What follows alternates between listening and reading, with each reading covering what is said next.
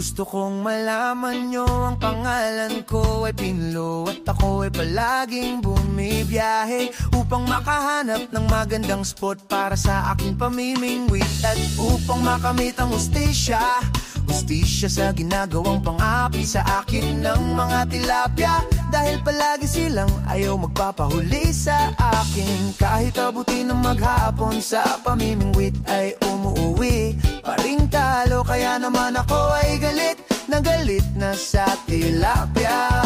Ako'y naghahanap ng hustisya dahil sa araw-araw na aking pagluha ng dahil sa kawalan ng huli ng tilapia.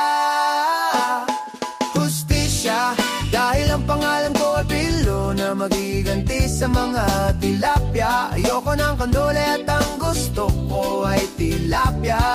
Malaki at madami, upakan ko sila kapag nakuha ko sila.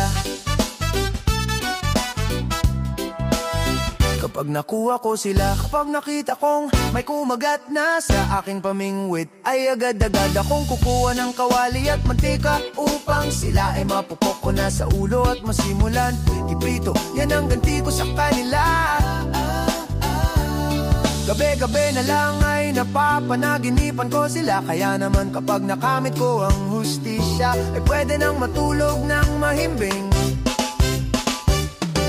Ako'y naghahanap ng hustisya dahil sa araw-araw na aking pagluha ng dahil sa kawalan ng huli ng tilapia. Hustisya dahil ang pangalan ko ay Pinlo na magiganti sa mga tilapia. Ayoko ng kandule at ang gusto ko ay tilapia. Malaki at madami, upakan ko sila kapag nakuha ko sila.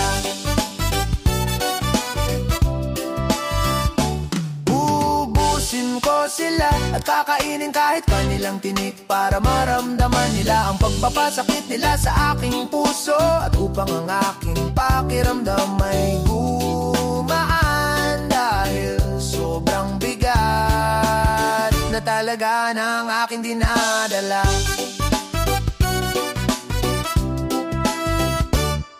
Hustisya dahil ang pangalan ko ay Pinlo na magiganti sa mga tilapia. Ayoko ng kandule at ang gusto ko ay tilapia.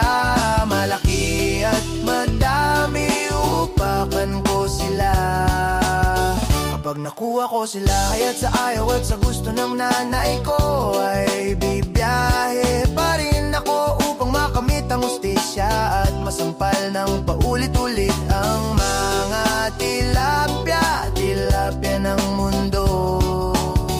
Pinlo ng mundo, ito ang biyahe ko at call me Pinlo.